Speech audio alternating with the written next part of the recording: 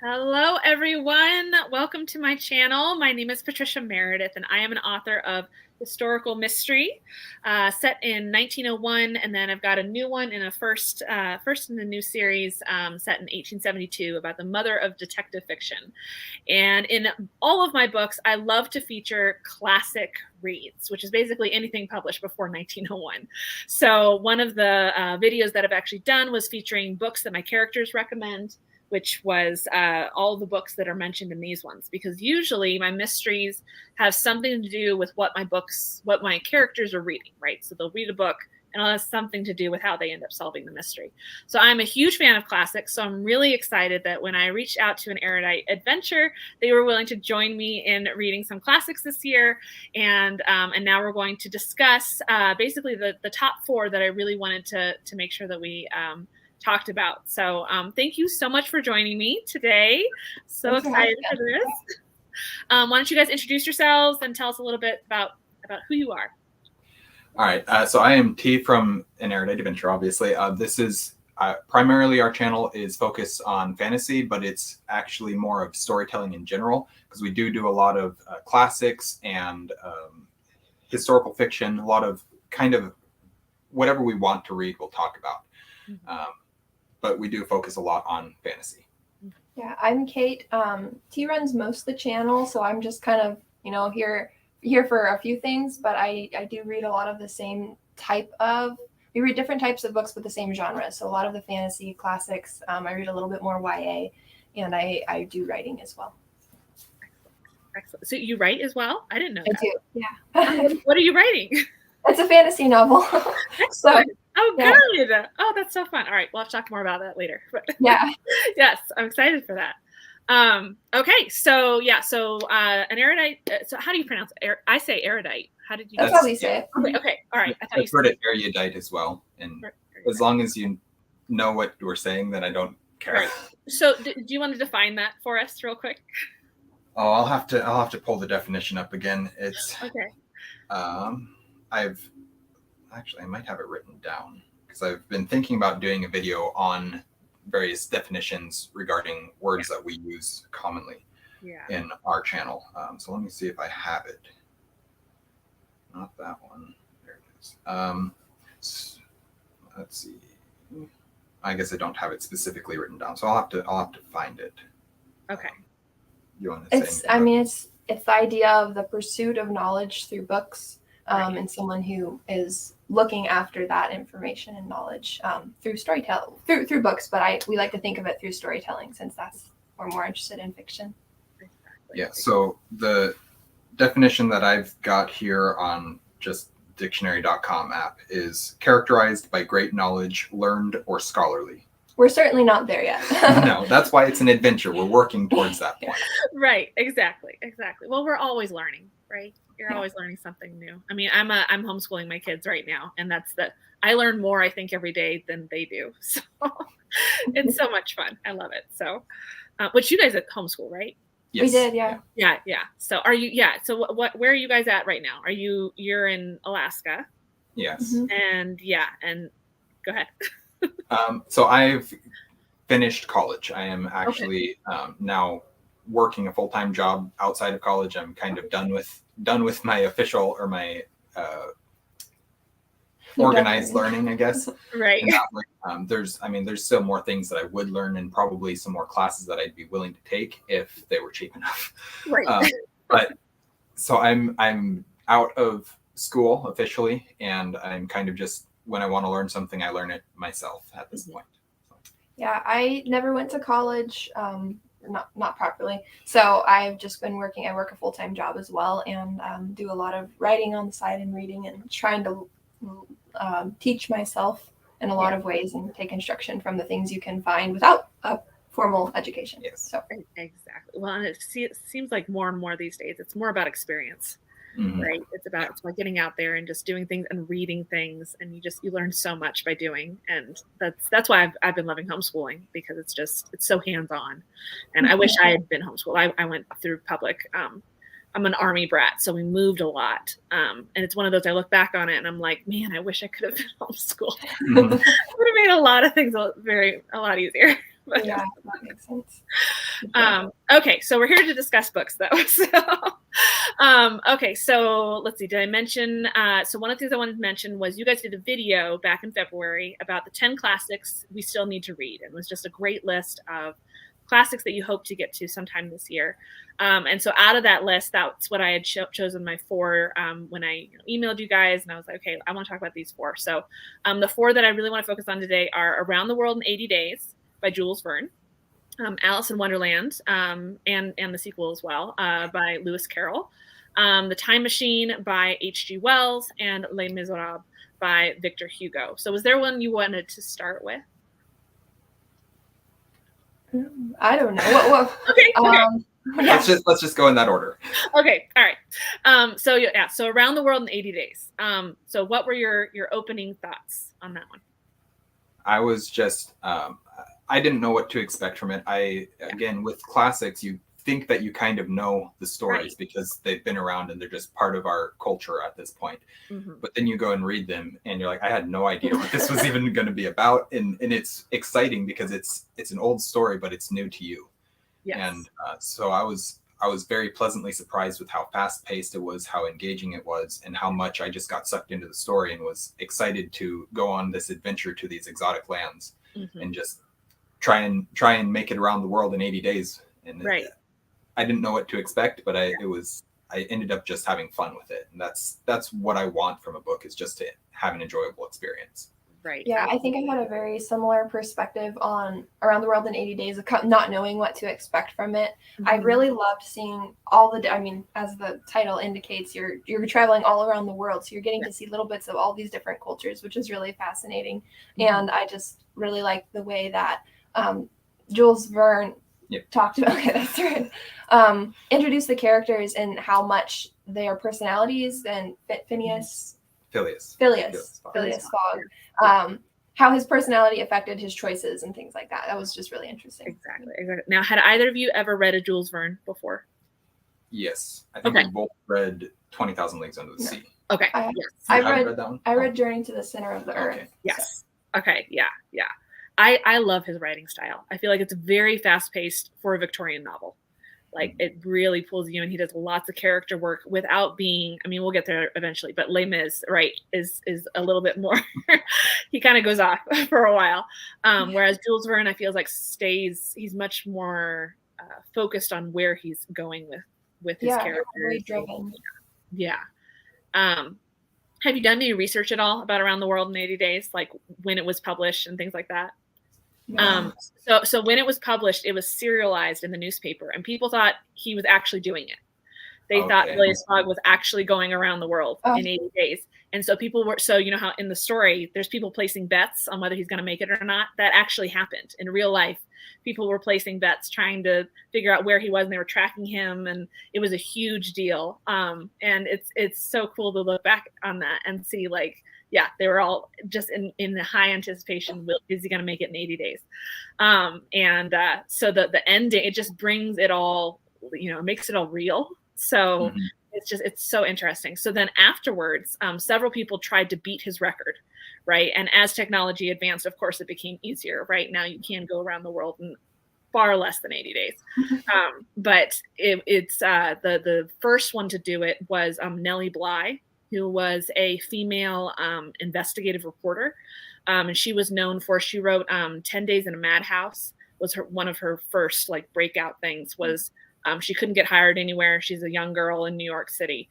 And so she walked into, and I forget if it's The World or the other one, but she walks into the reporter's office and says, well, I will go undercover as an insane person and get into an asylum. And I'll tell you what it's really like to be in an asylum these days. And of course, she can't get out. Yeah. And that becomes the whole thing. Well, then she does eventually they get her out, and she's able to write this whole investigative report about it. So she did that again with Around the World in 80 Days. She said, I think I can do it in less. And so she went around, I think it's actually 69 is what she does then. And of course that's going to be later. She's in the 1890s. And Around the World in 80 Days is 1872 is when it's published. So of course technology is more advanced. She can go a little bit faster, but I haven't read hers recently, so I don't remember exactly like how it ends up working out and if she hits exactly the same locations or if she goes a little bit off map. But that's one of the things I love about that story is not only is it a wonderful book, but there's some incredible history around it that makes it just come to life even more. So that's super interesting. I'm familiar with Nellie Bly, but I didn't know that about her, that she was that she did that. So it's really cool. Yes. Yeah. So look that one up because it's another really good one. And it's short, her books are pretty short because they're reporter style, right? So they get in there and get through the facts. So she's really fun to read too. And before we get too far, I also wanted to mention, I know Booktober is coming up, and I'll hashtag that down below. So across BookTube, people will read Victorian novels for the month of October. And some people say that has to be a book written in Victorian era, and some people say it just needs to be a book about Victorian era. So that'll come up a lot, but I just did want to point out that these 4 books are all written in and published in the Victorian era. So if you want to add those to your reading list for Booktober, I highly recommend them. They're wonderful reads. So would you say Around the World in 80 Days was a pretty quick read for both of you? Oh, definitely. Yeah. I mean, it's not only is it short, but it's a fast-paced book as well. So exactly. Yeah. It's kind of hard for me to judge because I ended up listening to it on audiobook. Oh, fun. Yeah. Was it good as an audiobook? It was. I don't know. I don't remember what narration I had. Okay. I listened to. It was just whatever was available on our library app. So Libby, yeah, that's what I used to. Yeah. I'm so thankful for Libby because I can't afford audiobooks, but right. But that's a good one. Well, and that's the other one. It always bugs me that on covers for the book, they always put in a hot air balloon. Yeah. No hot air balloon in the book.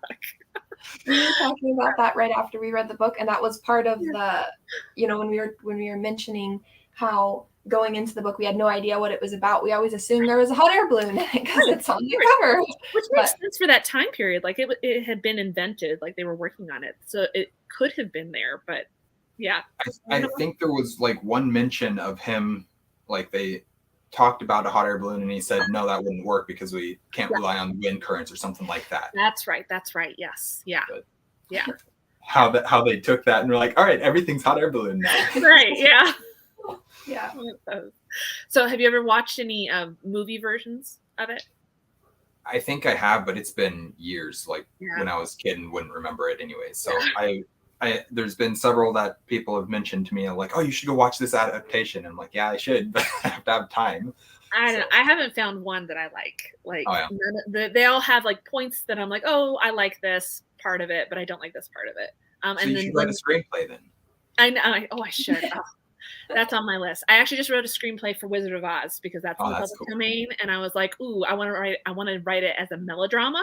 Because everybody knows the story. So I think it'd be really funny if, there's the crowd reacting to different things. And, when the witches come on, everybody boos. And whenever the hero comes on, everyone, yay, that kind of thing. So I'm working on getting that out. But Around the World in 80 Days would be a fun one to do. Yeah. Good idea. I'll write that down. So, okay. So what? More work to do. I'm good at giving people more work to do. Yes. Oh, I have so many ideas. It's bad. It's not bad. It's just finding the time, right? You got to prioritize and exactly. It's a good problem to have. Exactly. Okay. So then, so do you have anything else you want to talk about with that one? No, not. I don't think so. Yeah. Okay. So Alice in Wonderland. So what did you guys think of Alice in Wonderland? I love Alice. We've yes. both okay. I read these a while ago, so it's been having to draw them to mind a little bit, but I just love the whimsical nature of Alice in Wonderland and how each of the creatures and the people, they're not all people that she encounters in Wonderland or through the looking glass, I guess is the one I was thinking of more, are so, it's like they're embodying a specific trait of a person. And I don't know, it's so much fun to read. I really, really like that. Yeah. And I like the retellings that I can find of Alice in Wonderland. Yes. Yeah, again, as with probably all of these stories, I kind of feel like I know the story until I go and read them. And that's the same with this. Like I knew that she goes down a rabbit hole at one point and then adventure ensues from there. Mm-hmm. But how much stuff happens before like the adventure actually starts, and the whole thing with her being stuck in the house and all that stuff, like I had no memory of or knowledge of any of that. And there's just like there's phrases and things that people talk about or reference in our everyday speech that are from Alice in Wonderland, but I knew they were from Alice in Wonderland, but I didn't know how they played into the story. In that way. And so just getting to read it, and like Kate mentioned, the just the whimsy of it, because I read a lot of fantasy and I read a lot of high fantasy and very structured magic systems and all that kind of stuff. And this was just the exact opposite of that. And it's a refreshing break after you're reading something like Sanderson or some of these other authors that are just like, here are the rules, they cannot be broken. And so just saying, oh, there's no rules here. It's just fun. It's very different, but it's really fun. It is, exactly, yeah. So which one did you prefer, the first one or the second one? I think I preferred the first one. Yeah? If I remember rightly. Yeah. Yeah. I think I'd probably say the same thing, although there was different things about the second one that I did like a little bit more, or maybe just ideas that were played with a little bit that I liked. Yeah. I like that the second one is chess, right? And the first one's card games. Yeah. And so I like a lot of the knights and it feels like he has a little bit more control over it in the second one to me. Yeah. Whereas the first one is very much just like, it's all over the place. You never know what's going to happen. Yeah. So did you guys read annotated versions, or did you just listen to the story straight? Just the story. Yeah. The story. Yeah. I like listening to it straight, but I also love reading annotated versions of it because it explains what each of the things does, because it comes across as bizarre. And like you said, T, it feels like there's no rhyme or reason to it, but actually every single thing in there is a reference to something. Yeah. It's very on purpose. So, and most of it is a commentary on the political system and on, education at the time. And it's really interesting to read through it and then look at our own education system and kind of see, have we learned anything since 1865? And that was the British system, right? It's not even American, but there's some things that he definitely makes commentary on that I love. I love it. So yeah. Did you have a favorite character? I've always liked, I like a lot of the characters. I really like Chess, the Cheshire Cat, and I like the rabbit, the white rabbit. So those are the two that just stand out. I mean, they're very, very popular, but I like those. Yeah. Well, I just like, I don't know if it's just because my memory of the tale is different than what was portrayed in the book, but I liked his take on Humpty Dumpty. Oh yeah. Like not at all what I was expecting from it. And right. It was just interesting and fun. I don't know, different than I was expecting, but in a good way. Yeah. Yeah. I forgot. I really like, I can't remember. Was it the caterpillar who smokes the hookah pipe? Yes. Yeah. His dialogue just cracks me up. So I really enjoyed reading the scene that he said. Exactly. So, do you feel like it is a children's book? I don't think it's necessarily like a children's book. I think it could be enjoyed by certain children, but it's I don't know. That's a good question. What do you think? I tend to agree, but I'm also of the opinion that most books shouldn't just be for children or shouldn't just be for adults. They should be enjoyable to anybody. And that's what I feel like these books were, is although they're very much commentary and a little bit deeper than a kid will ever understand. Right. They're just so fun, just so colorful that a kid can enjoy them for just the story that they are. And I like to read stories for the story and not try and get all that deeper meaning. Sometimes it's nice just to be able to say, I'm not going to worry about that. I'm just going to enjoy what's here, what's on the surface level. Exactly. Who is it? C.S. Lewis or Tolkien? I can never remember. One of them has a quote about how the best children's books are ones that can also be appreciated as an adult. Mm-hmm. and that's the mark of a good story, right? So like Narnia, right? It's got so many layers to it that as a child, my 8-year-old listening to it loves it, but I'm like weeping, getting all of the deeper meaning in it. Mm-hmm. And I feel like that with like Winnie the Pooh is another one that I love. A.A. Milne and his stories with Pooh and Pooh Bear and all of them, and there's so much there in the books when you reread them as an adult, right? You're like, oh wow, there's a lot there's a lot there to unpack. So yes. Well, and then Kate, you mentioned you love Alice in Wonderland retellings. I love retellings. What are some of your favorites? I recently read the Looking Glass Wars, and I can't remember the author now. Frank Better. Yes, I recently read that one, which was really interesting. It's not my absolute favorite, but I like the take that he took on it. Yeah. And then I also have Sarah Ella's The Wonderland Trials, which I'm a huge fan of, and I'm super excited for the Looking Glass Illusion that's coming out soon. I know. I'm so excited. I'm counting down. That was my favorite book I've read all year. I had only just discovered her this year and discovered that book. And I was like, oh my gosh, this is one of my favorite retellings ever. She did a fantastic job with the characters and putting their personalities from the original book into this story. And she did a great job. Yeah. It's so layered. And there's some film versions too that I like. I don't really like the newer ones with Johnny Depp as the Mad Hatter. They were just very dark. Which is funny because I did like Looking Glass Wars, which is kind of on the darker side of especially with the illustrations. I feel like the story itself isn't that dark, but because of the art he chose, it feels a little bit darker than it could be. Yeah. But there's some. I never liked the cartoon, the Disney one that we all grew up with. I always thought it was too bizarre. I think I saw it too young or something, and it was just like I liked order. I like order. Mm-hmm. So it was too out there for me. But now as an adult, I'm like, oh no, I see the charm in that. But I haven't been able to watch any of the adaptions, actually, film adaptions of the book. So okay. There's a lot out there. Yeah. I do think it's really interesting because I've never seen any, but I've seen, the trailers and everyone's aware of the original Disney one. And just like you were mentioning how the new Johnny Depp one is presented as very dark. And I love that it's fascinating that people either choose to have that one or the other, the hyper whimsical or this dark and dismal. It's interesting. Yeah, that's very true. Yeah. How they're viewing the book is interesting to me. Right. Yeah. I think that's one of the reasons why the retellings are so fun is because you can look at it through so many different lenses.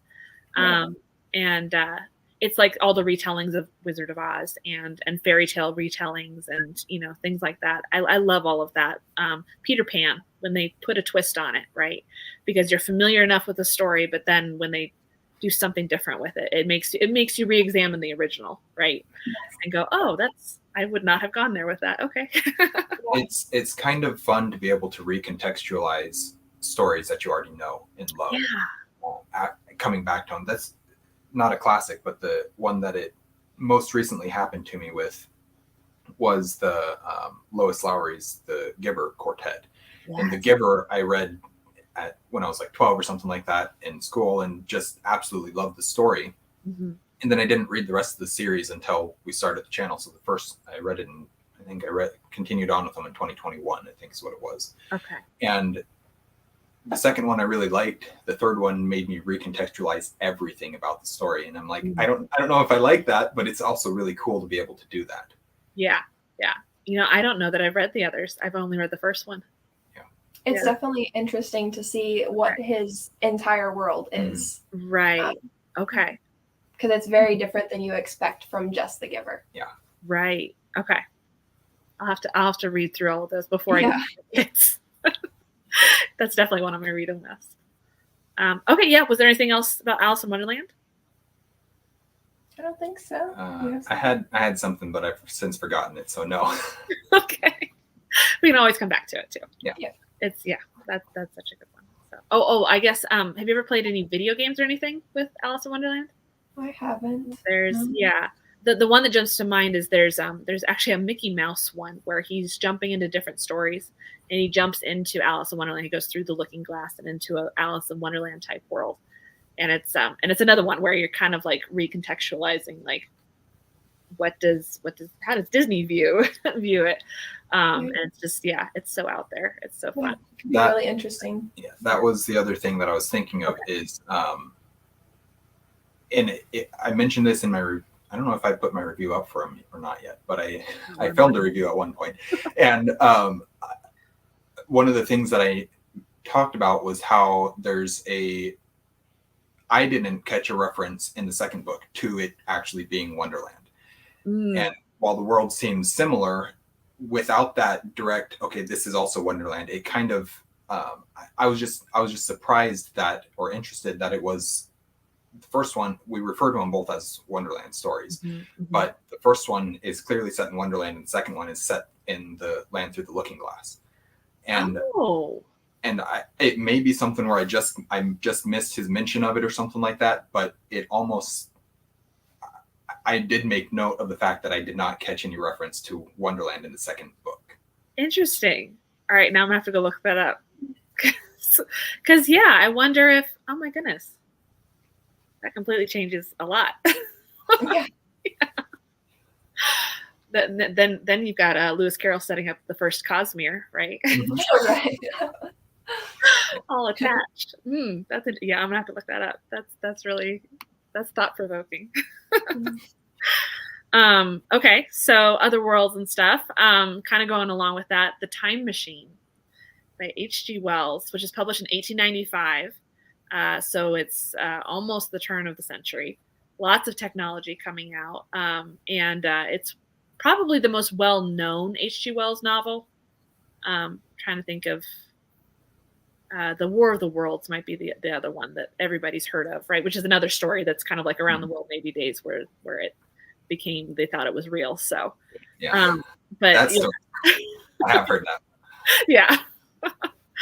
Well, and what's funny is it happened twice, right? It happened when the book came out, and then it happened again when they made the radio show, right? They like did a radio drama or something like that, and everybody started freaking out. And so funny. But so what did you think of The Time Machine? I really like it. Yeah. I read War of the Worlds again back in school when I was a kid, and loved it. And it's kind of like the one science fiction book that I'd read and absolutely adored. Up until more recently, when I started trying to get more into sci-fi, because for a long time I thought I didn't like sci-fi because I didn't like Star Trek. So you kind of correlate them. Star Trek is like the quintessential sci-fi to most people, and I could not get into it. I've tried several different series, I've tried several different times, and I just can't get into it. So then I remembered loving War of the Worlds, and then I eventually started reading more sci-fi, and The Time Machine is one that I didn't remember having read, but I'm pretty sure I have read either an abridged edition, which I don't know how you would abridge it because it's so short as it is. Pretty short, but something I remember reading that story at some point, having consumed that story at some point as a child, and so then rereading it, it brought it all back to me, and I was able to remember it all, but also see it all basically new because I hadn't read it and I didn't remember it, and so it was re-experiencing the story and remembering, oh, I have seen this before, right?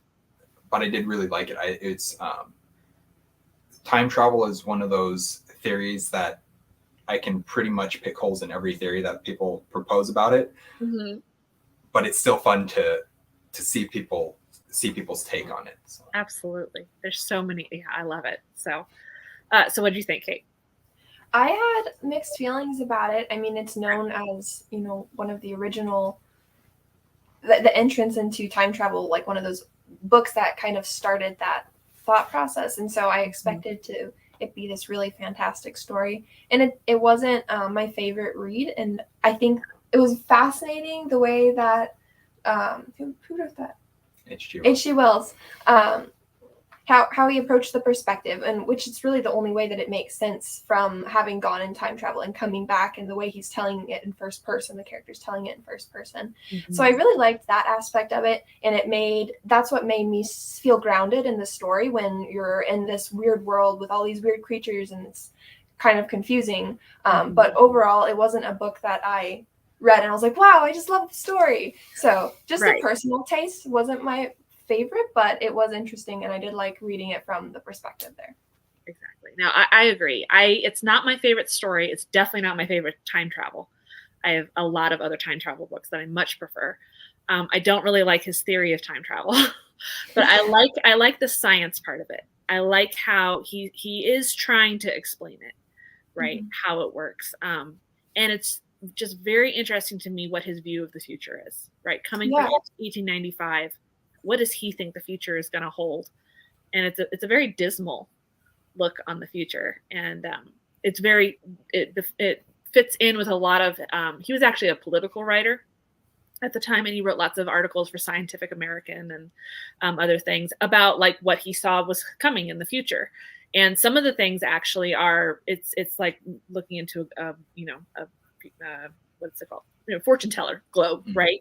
Where you're like, oh my goodness, yeah, you totally got that. And I think that's why I love time travel fiction, is because in science fiction, is so often science fiction authors like Jules Verne, H.G. Wells, they would write these books, and they're way back then, but they totally called it on some of the things that happened that we now know happened in like the, especially like in the 1930s, 1950s, with like world wars and where technology went, and where humanity is today and things like that. It's so interesting to me how they could see the pattern. If you look back enough, you can see the pattern through history. And so, yeah. So what did you think of his take on the future? I found it interesting. I feel like, like you said, he brought up some things that we can kind of see happening, and that happened after he wrote the story. But at the same time, it felt like a very different perspective on time travel and what the future would look like than a lot of the authors you're seeing today. It wasn't a high technology world that you're living in, and instead of having these super intelligent beings, while the humans weren't dumb, they were very simplistic, and they were focused on pleasure, and I think food was a big part of their lifestyle, which it's pretty interesting to think about our world with that. But at the same time, that was the only focus. And I mean, so often you see either knowledge, people seeking for knowledge, the further in the future you get, and that's kind of what I was expecting to see, and it wasn't quite there. So it was interesting. Different. I had this is the side of the story that I didn't care for. I liked just the story, experiencing the story part, but his theory of the future, well, like you mentioned, some of it is very accurate. Some of it especially it seemed like the further forward he went, while I enjoyed the story aspect and how it influenced the story, I didn't care for the theory. I felt like he was getting a little bit off on on his predictions. I felt like they were falling a little bit short of truth. Right. So. Yeah. In some ways, that's a good thing. So,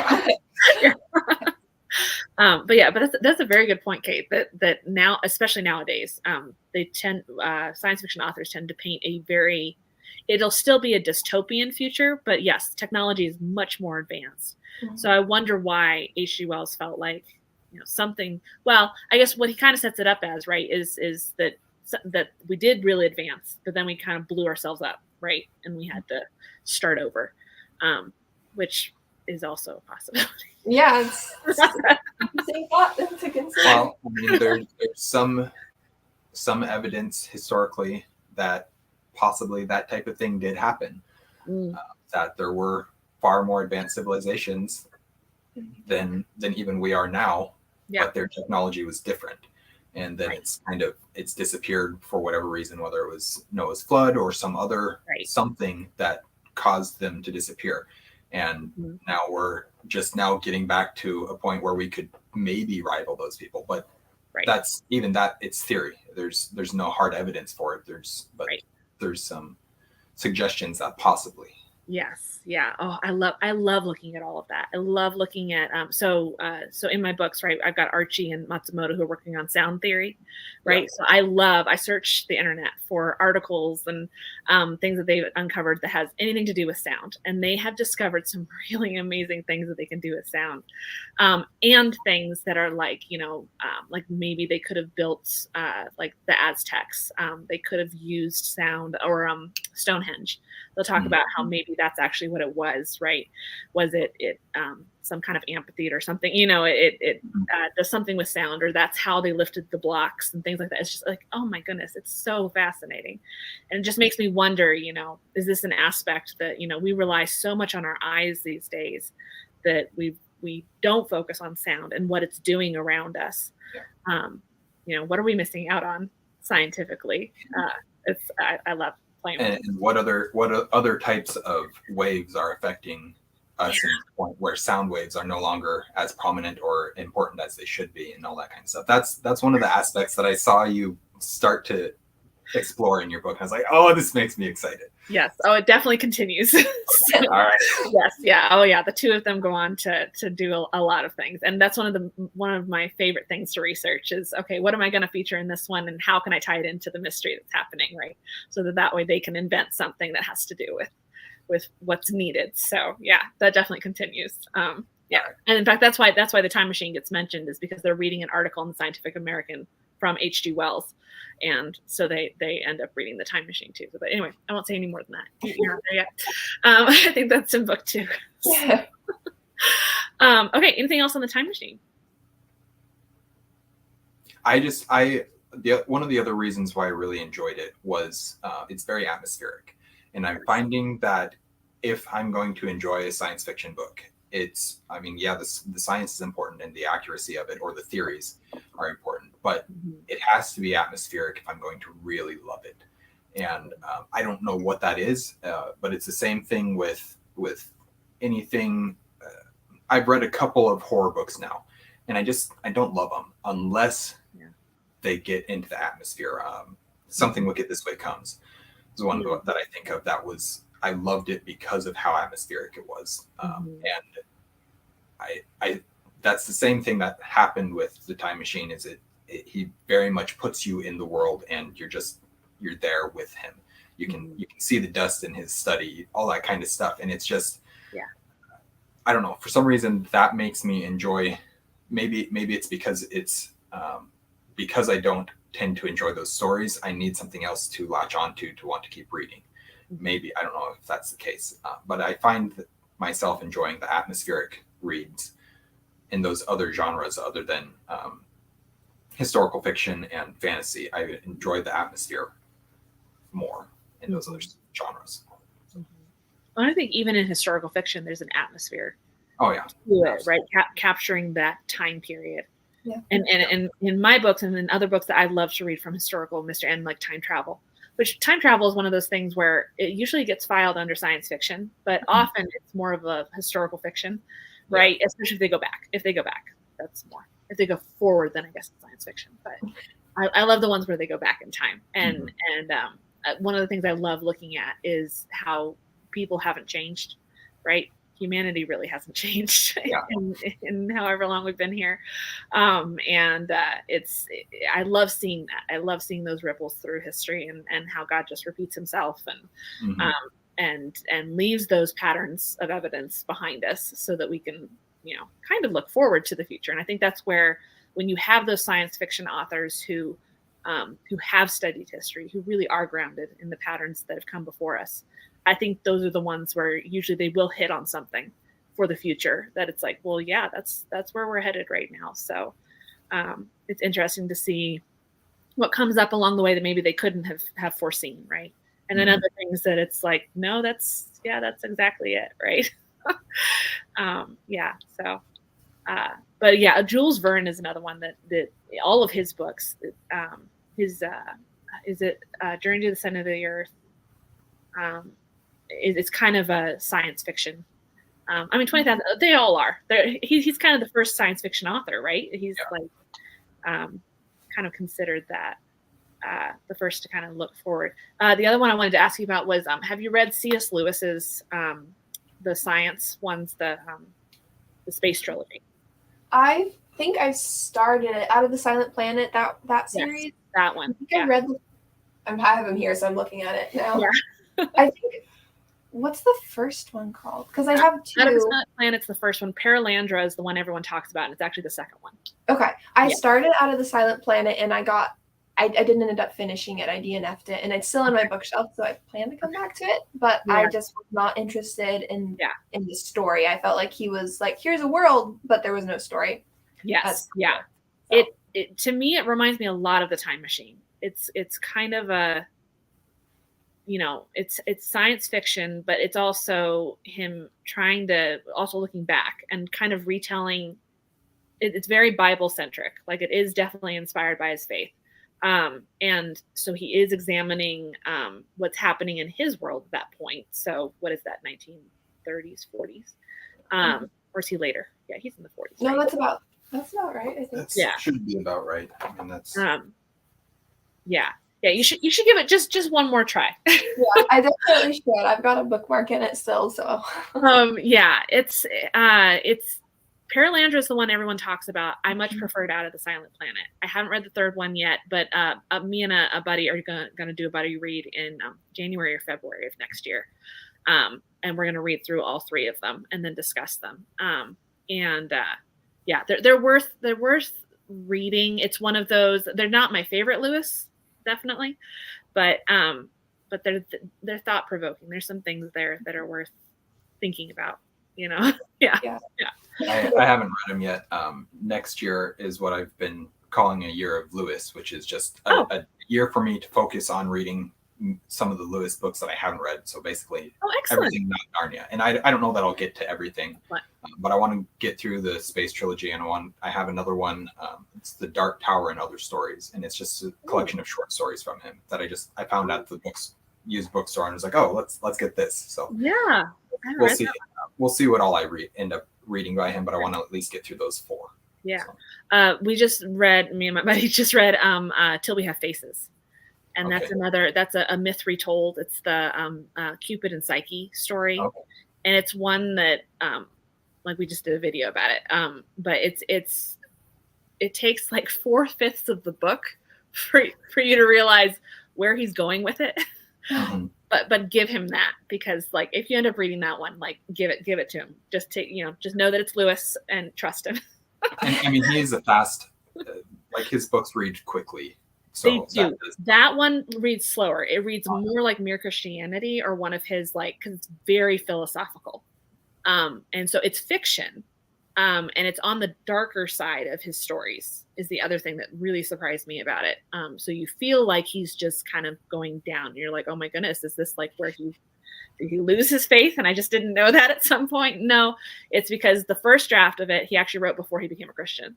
And so you see some aspects of that. And then he ended up finishing it around the same time that he gets married to Joy Davidman. And so you can see her impact on his writing and everything. Anyway, you can go watch the video, but it's a good book. Okay. So the last one, Les Miserables, which is by Victor Hugo, is published in 1862. And so what were your thoughts on Les Mis? And you read the unabridged version. Yeah. Correct. Yeah. Yes. Yeah. I'm sorry. Where do we begin? I really enjoyed it. I found that the historical fiction that's written, of the French historical fiction that I've read, so Les Mis and then D'Artagnan romances, I have loved them. I can see where our cultures differ, but the stories are just incredible, and they're lengthy, they're long-winded. They use a little bit of description that's unnecessary, to just too much, I should say. But the stories are fantastic. Yes. And that's what it makes me want to read more and just see if all French storytellers are like that, or if it's just those two. Right. And I'll definitely be exploring more, but it's I haven't done a ton yet because they're big and they're long. But I want to, and it also makes me want to explore other cultures and other writers. So I want to start getting into the Russian, because there's a whole bunch of like Dostoevsky and everything. I want to start trying some of that stuff, just to see again where our cultures differ. Because if I can see them that clearly just in French translated into English, how clear are they going to be in these other languages too? So I don't know. That's besides the stories being super enjoyable to me, that's what makes me excited to continue reading them. I don't know. I'm not long books intimidate me, and it makes it hard for me to enjoy them because I just feel overwhelmed by the amount of content. And so I started with the audiobook, fully aware of how long it was, the type of, I was underestimating his flowery, how much he goes on about his descriptions and the backstories of everybody. But it was a really fascinating book, and the way he words things is beautiful. I mean, he's an excellent wordsmith, and that in itself is enjoyable. I love the way his wit comes out throughout his extensive background. It's humorous, and I love that that's carried through all of this time it's been carried on, and we can still catch on to that. So that's really fun. The story itself was interesting. I don't know. Were you unfamiliar with the story ahead of time? Like, have you seen the musical or anything like that? Okay. Nothing. I don't have any backstory. I mean, I've heard the name. I knew there was musicals. It's been talked about, but I really didn't have any idea what I was getting into. Okay. So it was interesting. I'm trying to. How do you even summarize a book that big? Right. Your thoughts on it? I can mostly pinpoint little things I liked about it or didn't dislike about it. So even when he was going into this extensive backstory of a nun that they encounter for like all of 5 minutes, we have this chapter long backstory of that character, and all of a sudden that 5-minute interaction we have with her, we're suddenly so much more interested because we know her history and we know where she's coming from. And while it's not necessary for the story he's trying to tell, it is really interesting. And it's fascinating to see an author do that, because it's not done in modern fiction, or when it is done, it's considered poorly done. Right. So. Yes, exactly. Yeah. French authors and Russian authors are the definition of slow burn. Like the classic ones, the older ones. Yeah. I've never gotten into Russian literature, but that is interesting how it is similar. Because I like I've got Three Musketeers and Man in Iron Mask. Love those. I love. I've never read Hunchback because it's just such a sad story. I just couldn't get into that one. But Les Mis, I was familiar with because of the musical. So if you've never seen the musical, I highly recommend it. It is everything that you need to know from the story, right? Told relatively fast. It's a musical. It's also it's a I forget the word right now, but it's basically all sung. It's not an opera. It's like an operetta. So there's some spoken words, but very few. It's basically the entire thing is sung, and it's incredible. I mean, just you cry through all of it. It's so good. The movie version, the newest one that came out with Hugh Jackman, and who plays Javert? I'm blanking on his name, but it's. So purists of the musical will tell you not to watch it because they don't think it's very good. I loved it. I think it does everything it needed to do for a movie version of it.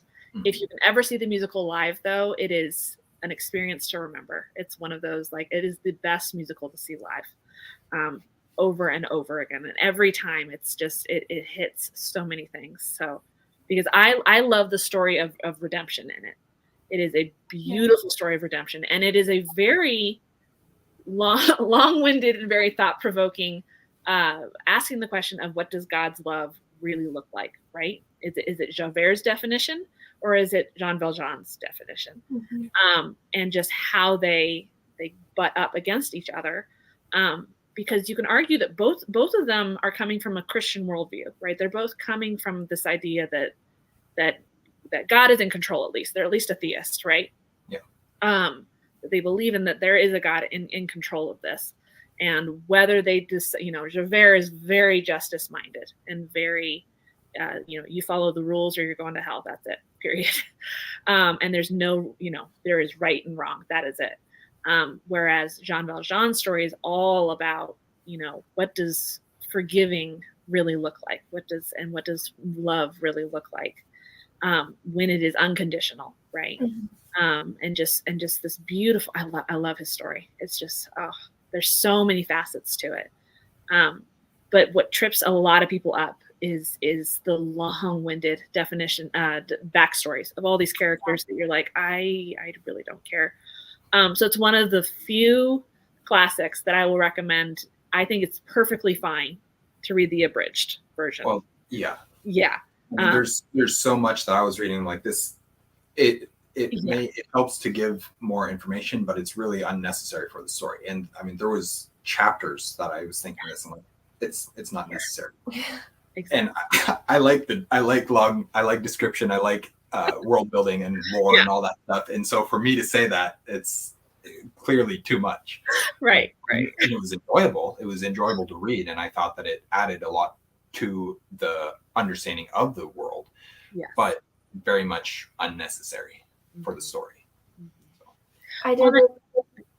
The way that you mentioned that the story of redemption in it was definitely something that made it overall, I was able to finish the book and enjoy it because that was the driving force. And what's going to happen? Is it going to be this extreme justice or will it be the redemption? Mm-hmm. And the very end with, I guess this would be spoilers for anyone who hasn't read it, with Javert and Jean Valjean, the choice he has to save him.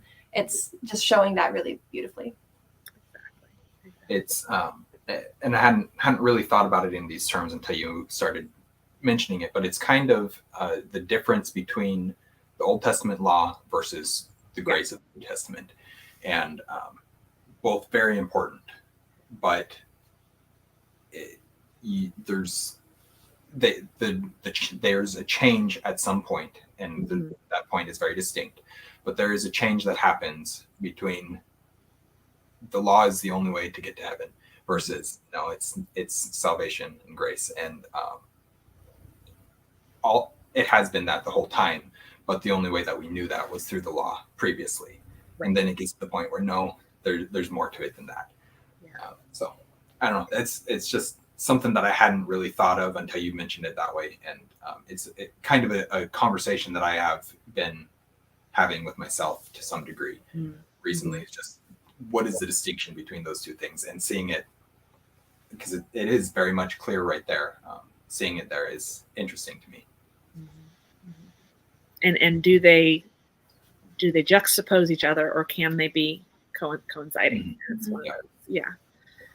I mean, that's the question. Yeah. I think, but like you said, it's one of those. It's always been there, but there's a point where it changes. Yeah. Thankfully, for us. Yeah. Because I'm definitely not perfect, so I need God every day. So yeah, but yeah, it's such a fun one. So, but musical, I can't recommend it enough, especially now that you've read the whole book. Yeah. So once you've gone through it once, you're like, okay, now I know all the facets of the story. So the musical just highlights all of them and does a beautiful job of bringing them to life. So, yeah. Any other thoughts?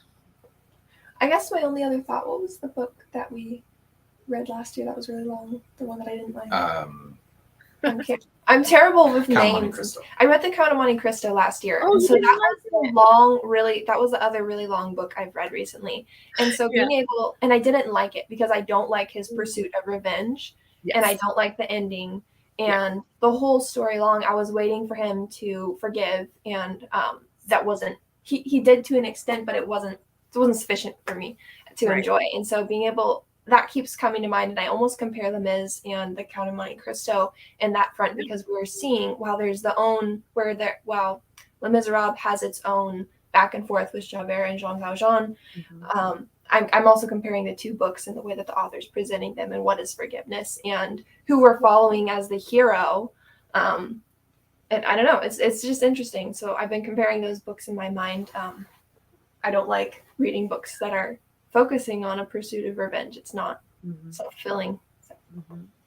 I had not thought about that. That's very true. Yes. Yeah. I did love Count of Monte Cristo, but you're right. It's not a full, he doesn't really forget. I guess part of it is I liked the book because I had seen the movie. It's one of those I had actually seen the movie first. And I with Jim Caviezel, that one.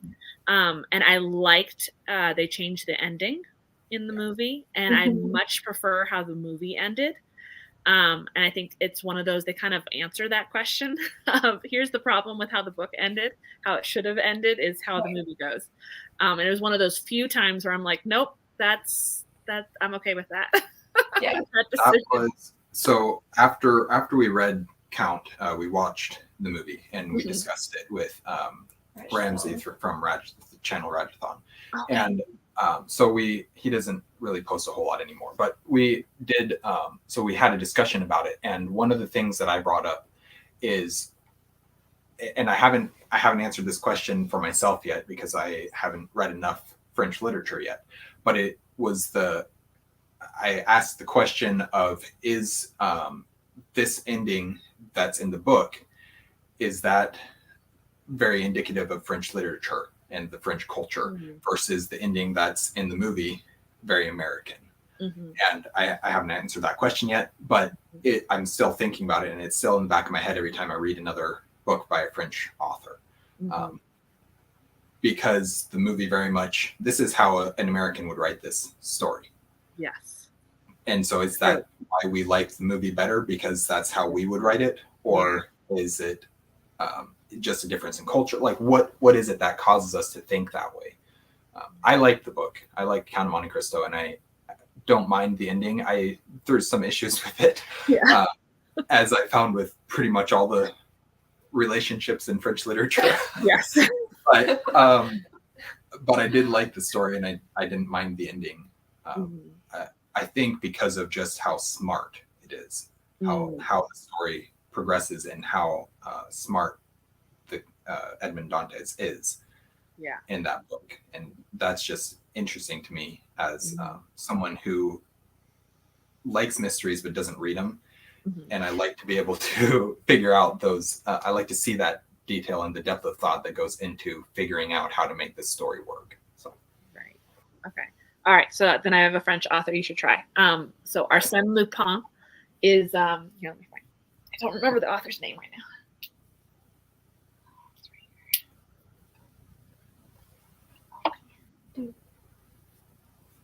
Okay. Bring the whole thing with me. Okay. The whole set. That's how you spell it. Let's see. That one. There you go. So Maurice Leblanc, Arsène Lupin. So he's a gentleman burglar. He's a gentleman thief. And they recently have started translating them into English, and that's why you can finally find them in actual. They made a TV series where it's like a modern retelling of Lupin. So it's called Lupin. But it's in French. And it's really good. But the book, so the first one is a collection of short stories. So if you like Sherlock Holmes, it's that era, but written by a French author. So in fact, the second story in here, and then there's a whole book too. It's Arsène Lupin versus Sherlock Holmes. Has nothing to do with Sherlock Holmes. And it's basically a French author taking down Sherlock Holmes a peg. And it's, how this thief would outwit Sherlock Holmes. And the way he has rewritten his character. And what's funny is he had to change the name because so he actually had called him Sherlock Holmes, and it was very obvious it was Watson and Sherlock Holmes. And of course, Sir Arthur Conan Doyle came after him, and so he changed it. And Sherlock Holmes is totally different. So, but it's still Watson is such a he's constantly getting hurt, and it's just the sidekick character, and it's very funny. But Lupin is very witty, and it is very in keeping with that French. He can outsmart anybody, and it's morality is very gray. But there's still, I like them because there's still that mystery aspect of you get an answer at the end, but it's like watching, like if you've ever watched like Leverage or any of those with like con men or, you know, thieves, and you're like, okay, I want to know how they did it. Right. And so you go through the whole story, and then at the end he reveals how he did it. Right. And it's just always fun. So, but that would be one that I would recommend. Just start with the short stories. They're very quick and easy, and they're in an audiobook. They've done an audiobook of the first one. This is a series that Andrew has talked about recording. Because he's like, oh, they don't have them all in audiobook yet, so that would be fun. But yeah, so that's the only one I can think of. I don't read a lot of French authors. They sound very interesting. Yeah. So I read a lot of British authors, but that usually has a similar American ending, right? Mm-hmm. Where, you're making me really think about that, though. About how culture is different with the endings and everything. The other one I was thinking about was the Scarlet Pimpernel, but is Baroness d'Orsay is I think she's British. I forget though. She might have been French. I don't know. I haven't. I remember loving that one too. Yeah, because I was just thinking that's another one where it feels very French to me in my head. But is that because I think it's a British spy, and he goes over to France. Okay. And he's working with the underground, and I think that's why I was associating it with French. But I'm pretty sure the woman who wrote it it's one of those rare, oh my goodness, a woman wrote this. But it's really good. That's another good one. So Hungarian British, it says. Hungarian British. Okay, yeah, there you go. Interesting. Yeah. I like that. Yeah. So any other classics on your TBR for this month? I'm currently reading Persuasion by Jane Austen. That's my current classic. I've barely started. I've only just this year started reading Jane Austen, so okay. I'm kind of excited to enjoy the books. I find that I enjoy them on audiobook much more than hard copy. So yes, yeah. Well, and I love the movie versions actually. Those are usually they're very well done. Persuasion is one of my favorites. There's pluses and minuses to the new version of Persuasion, but I'm glad they finally made it into a movie. But the BBC version is of course always good. BBC. Yes. But that's probably one of my favorites. Though Northanger Abbey is my absolute favorite. Yeah. I asked after I finished Pride and Prejudice and Emma, I had a bunch of recommendations to start Persuasion. So, and then Sense and Sensibility is my next one. So yes. Oh, that's a movie. I love the Emma Thompson version with yes. I grew up watching the films, and so I have this idea of the stories, but I never read them. And the books are so fantastic, so it's definitely worth the read. Yeah, if you like the movies. How about you, T? The only classic I have at the moment, I don't really do much in terms of a TBR or anything like that, because I don't know what I'll get to, and I read slowly. But the one that I do have on it that's been on my list all year long is Beowulf. I need to read Beowulf because anything that's that influential on Tolkien, I need to read. Yes. Oh, yeah, definitely. So that's the big one. And that won't take me that long because it's short. It is older English style writing, but I can handle that. That's not an issue. Yeah. Well, and you have I think you showed the version that you had. It's that one with the dual. Yeah. That's the best version. That's the version I read in college, and I've heard it's the best one to read. And I preferred it. It made it easier to see, and you end up kind of seeing the parallels in the English and everything. And it's a good one. So I've done that same thing with Sir Gawain and the Green Knight, where I've got the old English, I don't remember if it's Old English or Middle English version, but I have the original version next to the English translation. And so I can look at them, and then I don't have it next to the Tolkien translation. I have it next to just a different guy's translation. Mm-hmm. But I would take them and compare the other guy, James Winnie, I think his name was, and then Tolkien translation, and compare them to the original and be like, I see why they translated it like they did, but I like the Tolkien better still. Right. Part of that is because Tolkien's writing style, I feel, lends itself very well to the story being told. And so his translation, his sensibilities, his attempt to keep the alliteration whenever possible. I really appreciate that. So. Yeah. Oh, that's one I haven't read in a while. Didn't Tolkien do a Beowulf? He did. Yeah. It was not supposed to be published. He didn't want it to be published, but then after he did, they went and published it. Which, I mean, all of us are happy about. Right. We want that. Yeah. I haven't read that one, and I don't own that one. But okay. I've been keeping an eye out for it. If I ever see it, I'll pick it up. Yeah, that's a hard one to find. And then Silmarillion's coming out soon, right? By Andy Serkis. Yeah. That one's out. Yeah. Oh, is it out? It is out. I listened to that last month, I think. Okay. Been out for a couple months now. Excellent. But it's fantastic. Yeah. No surprise. There's things, again, I pick up things from it that I wouldn't have, that I never did when physically reading it. Exactly. And it's, I don't know. I have thoughts. I have lots of thoughts that I write down about books, and it's kind of hard with audiobooks because you get past it before you have a chance to write your thought down, and then you're moving on. Oh, I just pause it and I'm like, quick. Yeah. We have the first 4 with Andy Serkis, and then we're listening to the Hobbit one with my kids right now. And it's just his inflection. He catches all the nuanced way of reading a sentence, so it's funny, or it just gives it. And then he sings all the songs. And he knows the world so well. He's been obviously playing Gollum in the movies. He understands the world in a way, and he understands what the readers are looking for from that story, and it really helps immerse you in the story because he just understands the world as well as he does, and I think that's really cool. I mean, there is a discussion to be had around: is it better to do all the voices, to build complete immersion in an audiobook versus just telling the story so that then the people can build that immersion for themselves? That is a discussion that can be had. But I think that in the situation of Andy Serkis narrating him, he just understands so well what is going on, what the story is, that I think that I think that he's a good choice for doing that narration. Absolutely. Yeah. I'm looking for, I've never read the Silmarillion. So there's a lot there. Yeah. But I really enjoy it because it's broad stroke storytelling. So you don't get into the fine details of the story, but you get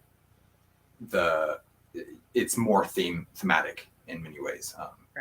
You understand what the story is that he's trying to tell, and then he does tell in the Silmarillion, he tells the 3 great tales in brief. And then you can go read the full great tales that Christopher Tolkien went through and edited and published. Yeah. And I actually listened to the audiobook narrated by Christopher Lee for The Children of Hurin just a couple months ago. And again, same thing. He knows the world so well that it immerses you in a way that other people just couldn't. And then, so I read Children of Hurin, and then I went and read the Silmarillion. And when he gets to that story in the Silmarillion, you're like, there is so little detail in here. Like, there's so much stuff missing from this story. But it's so cool how he's still able to tell the entire story, and you get different things from it, because at the tale of the Silmarillion is a very specific story, very long. Thousands and thousands of years happen in that book because of the story that's being told, and that's just one little piece of it. And how that piece fits into that greater story of the Silmarillion is really cool. And then you go and read The Children of Hurin, and it tells its own story there. I'm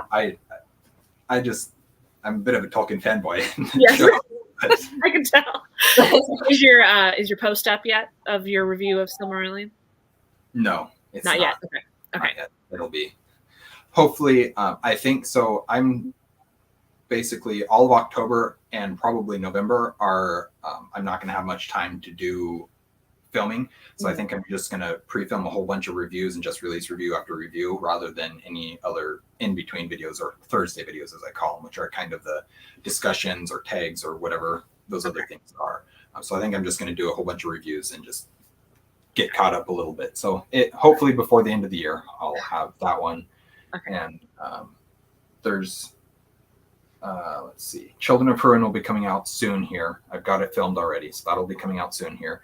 And then Silmarillion will be probably, at this point, probably December, I'm guessing, before it comes out, just because of how far behind I am. And then I will have the other one that I'm currently reading, the other Tolkien I'm currently reading is his Tales from the Perilous Realm, which is his fantasy stories that aren't set in Middle-earth. Oh, okay. Fantastic. I haven't finished them yet, but I will. Okay. I'm hoping to get that review out before the end of the year as well. And so I'll have done The Hobbit, The Lord of the Rings, Children of Hurin, Silmarillion, Unfinished Tales, and this one, Tales from the Perilous Realm, all this year. And that's exciting for me. So that's awesome. Yeah, that's a year of Tolkien. Awesome. All right. Well, yeah. Anything else that you guys want to tell us you're about to do, or yeah, be sure to subscribe to An Erudite Adventure. They read lots of really good books. They have wonderful reviews, great discussions. Yeah, it's excellent watching you guys talk about books. I love it.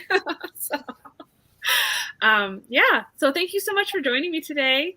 Thank you for having us. Yes. It was a lot of fun. Absolutely. And thank you, all of you who popped on during the live. And I'm sorry, I was enjoying the conversation, so I didn't end up looking at the live. So be looking for. I'll have some links down below to some of the things that we discussed and mentioned. And be sure to check out An Erudite Adventure and subscribe there. Be sure to subscribe to this channel if you want to hear more about historical mystery, classics. I kind of touch on a little bit of everything. Homeschool. Whatever I'm working on right now. I'm releasing a Christmas cozy mystery, fantastical Christmas cozy mystery, coming out in December of this year. I just sent that off to beta readers, so I'm excited to get that done. It'll be my first dive into kind of fantasy, but it's North Pole fantasy, so it's just Santa talking snowmen. It's so much fun. So be looking for that. And thank you all for joining me on your Saturday. And if you're catching this later, thank you so much for watching through. And we'll have a good weekend. Bye. Bye.